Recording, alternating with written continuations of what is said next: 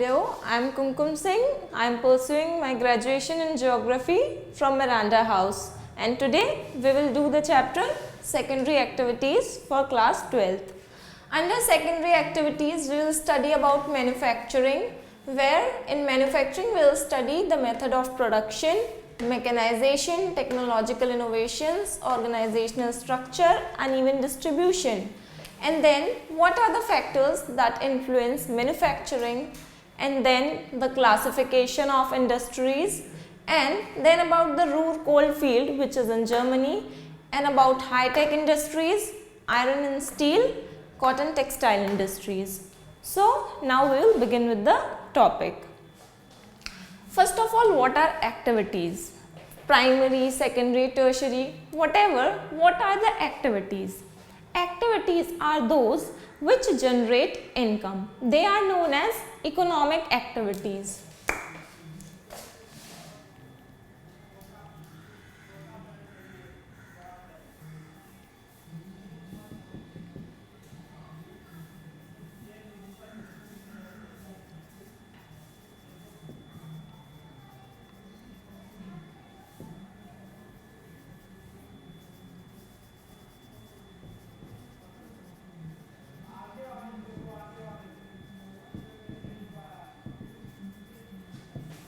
So, those human activities which generate income are called economic activities.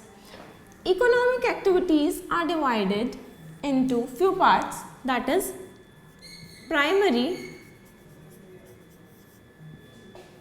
secondary and tertiary and quaternary. So, these are the activities which are classified under the heading economic activities. So, primary activities are those which directly utilize the earth resources, but today our major focus is secondary activities. This all was to tell you from where the word secondary activities came. So, today we will study about secondary activities. Now, what are secondary activities? In primary activities what we do, हम अर्थ resources को directly utilise करते हैं, but secondary activities में हम उन्हीं में value add करते हैं. सो हम कह सकते हैं secondary activities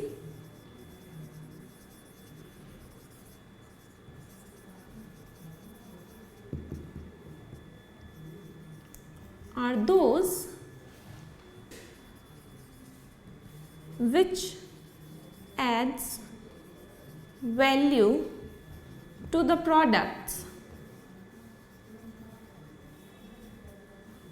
by transforming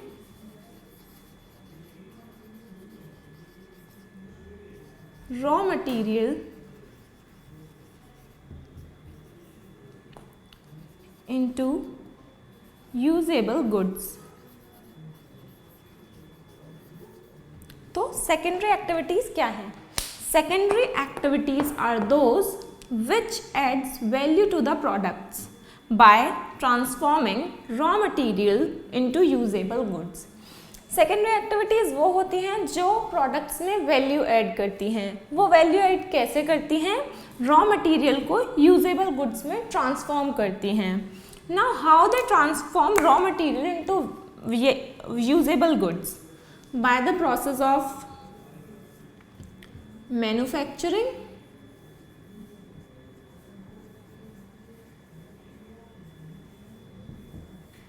so through manufacturing raw materials are converted into usable goods. So this is all about secondary activities. Secondary activities में we can include manufacturing,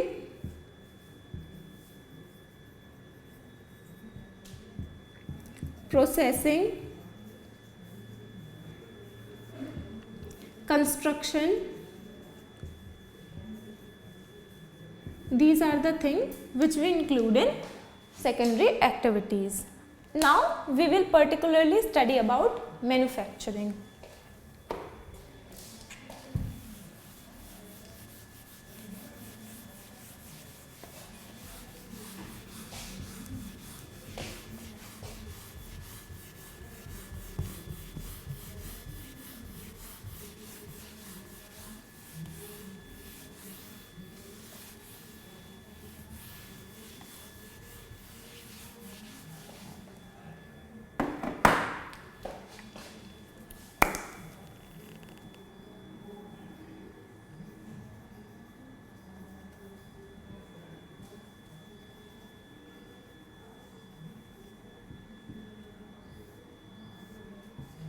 manufacturing क्या है?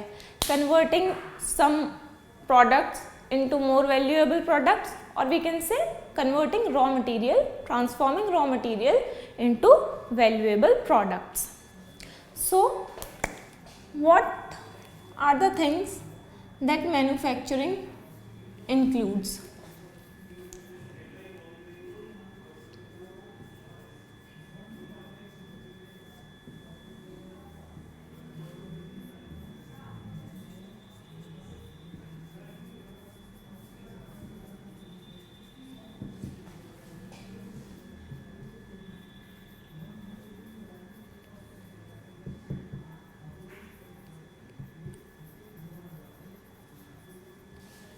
जब हम मैन्युफैक्चरिंग की बात करते हैं तो उसमें हम प्रोसेसिंग करते हैं, किसी भी रॉ मटेरियल की प्रोसेसिंग करके उसे किसी भी वैल्यूएबल प्रोडक्ट में कन्वर्ट करते हैं। दूसरी बात मास प्रोडक्शन।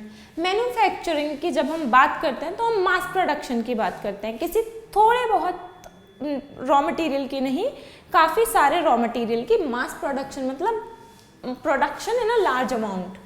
और division of labours. Division of labours क्यों? ताकि स्पेशलाइजेशन हो सके एंड वर्क इजीली हो सके, उसके लिए डिवीजन ऑफ लेबर्स आता है। तो मैन्युफैक्चरिंग में ये तीन मेन कंपोनेंट्स हैं: processing, mass production, division of labours. Manufacturing में हम कह सकते हैं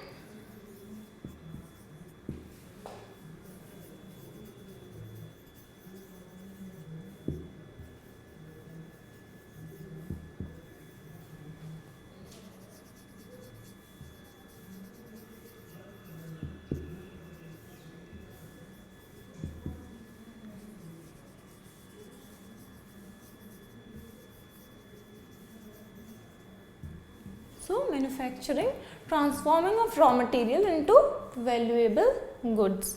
This is manufacturing. So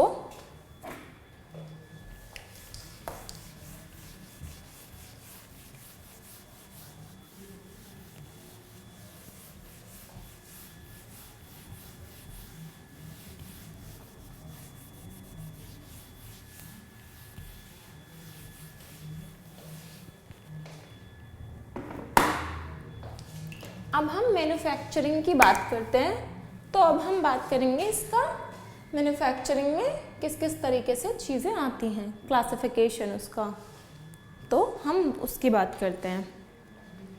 पहला, method of production.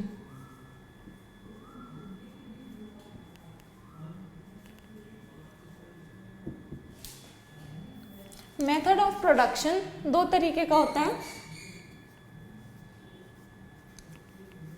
Craft production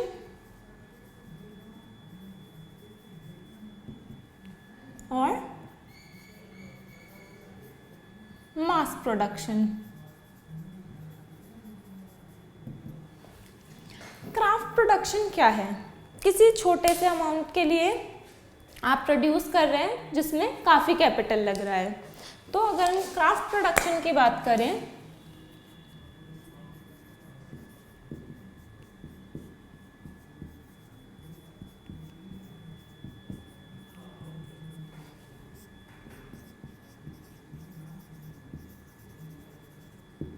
production in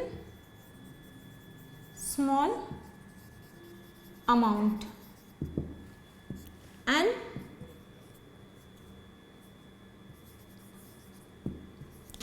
high capital,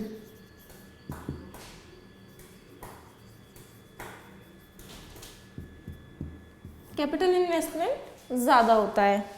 और जब हम बात करते हैं मास प्रोडक्शन की,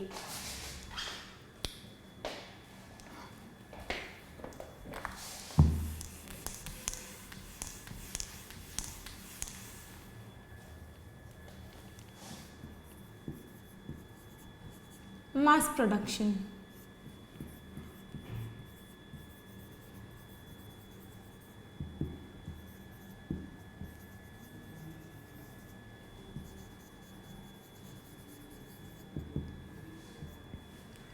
प्रोडक्शन इन लार्ज अमाउंट, ज़्यादा अमाउंट में प्रोडक्शन हम मास प्रोडक्शन कहते हैं। क्राफ्ट प्रोडक्शन स्मॉल अमाउंट के लिए जिसमें हमारा कैपिटल भी ज़्यादा इन्वेस्ट होता है।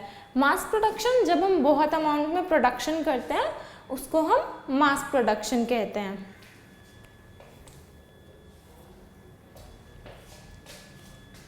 इसमें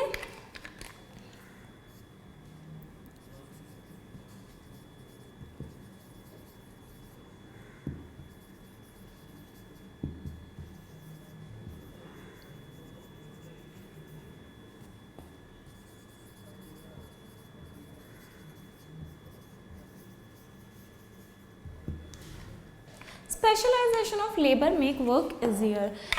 लेबर्स का स्पेशलाइजेशन हो जाता है जो काम को इजी कर देता है। तो मास प्रोडक्शन जहाँ लार्ज अमाउंट में प्रोडक्शन हो, और लेबर्स का स्पेशलाइजेशन होता है जो काम को इजी कर देता है।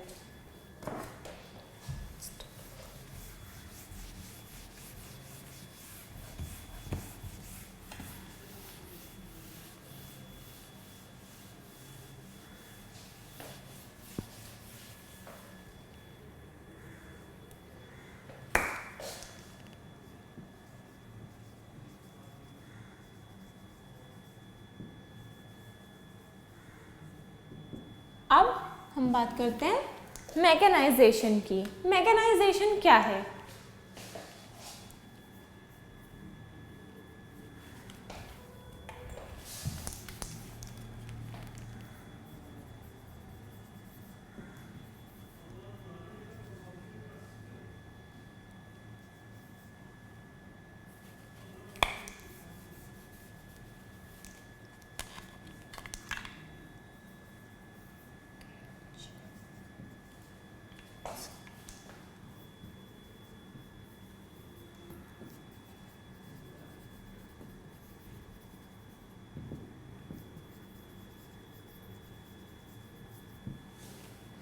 मैकेनाइजेशन की अगर हम बात करें तो using gadgets for the production purpose, हम किस तरह के गैजेट्स यूज़ करते हैं वो मैकेनाइजेशन में आता है। लाइक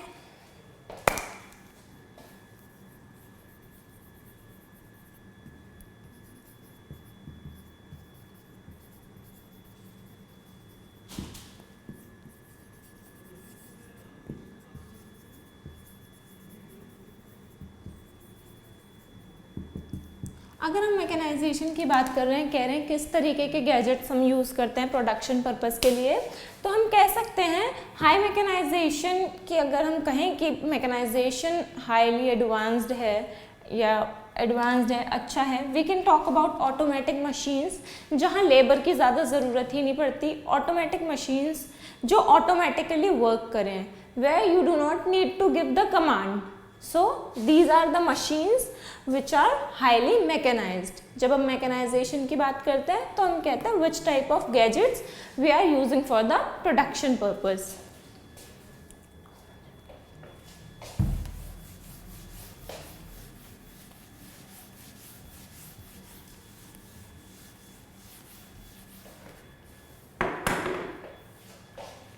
फिर बात करते हैं हम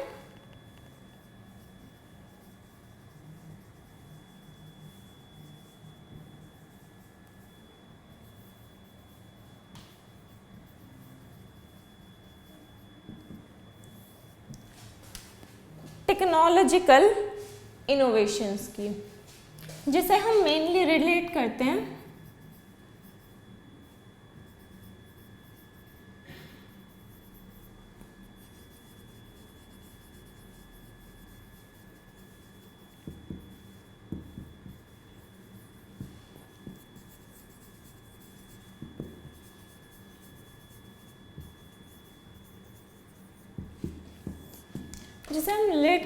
research and development in that particular sector. हम किसी भी पर्टिकुलर मैन्युफैक्चरिंग की बात कर रहे हैं, फॉर एग्जांपल आयरन और स्टील की मैन्युफैक्चरिंग। हम आयरन और स्टील इंडस्ट्रीज़ का एग्जांपल लेते हैं। पहले कोल यूज़ हुआ करता था प्रोडक्शन पर्पस के लिए, देन न्यू मेथड्स आए because of technological innovations. Research हुआ उस एरिया में डेवलपमेंट हुआ, एंड देन जो भी डेवलपमेंट के थ्रू हम अपने मैकेनाइजेशन प्रोसेसेस को सुधारते हैं या अपने प्रोडक्शन में क्वालिटी वैल्यू ऐड करते हैं, दोज आर टेक्नोलॉजिकल इनोवेशंस।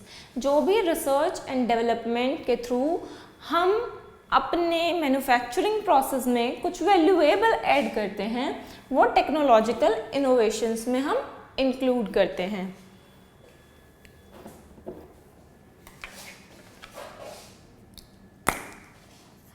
इसके एग्जाम्पल्स हैं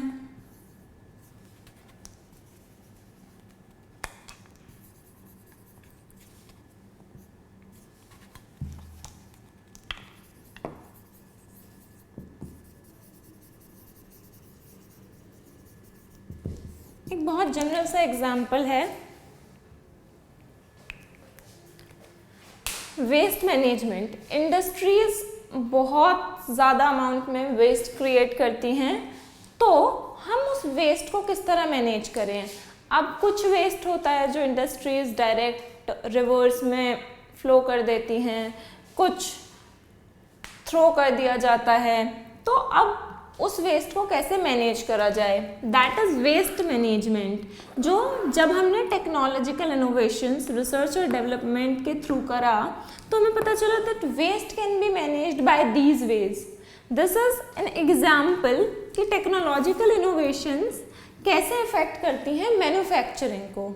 तो this was about technological innovations.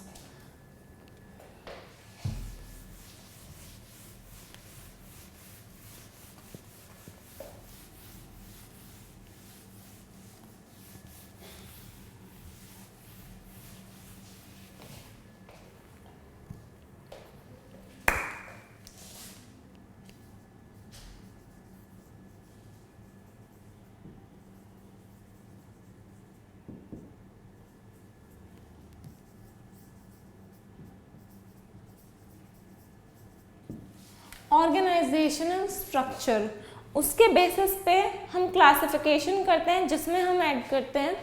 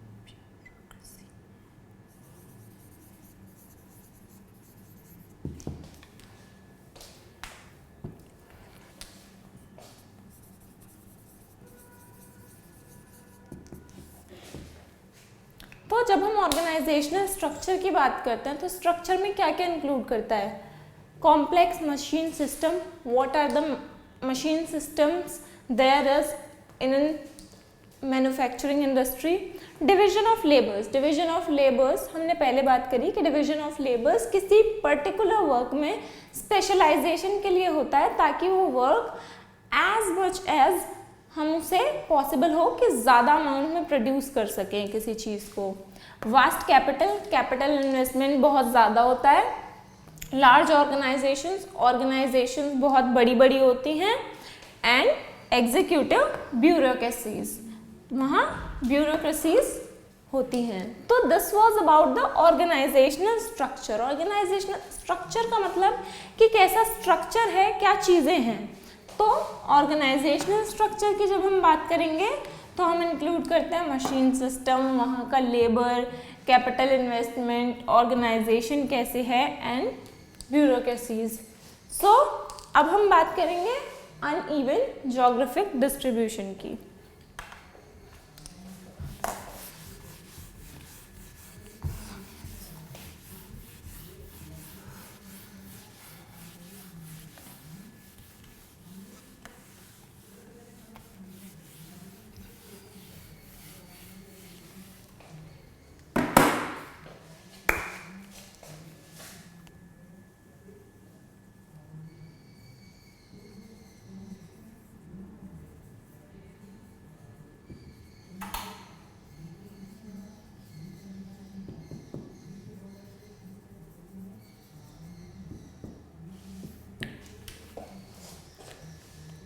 जब हम मैन्युफैक्चरिंग इंडस्ट्रीज़ की बात करते हैं तो एक टर्म आया है अनइवन ज्योग्राफिक डिस्ट्रीब्यूशन, कि ज्योग्राफिकल डिस्ट्रीब्यूशन क्या है।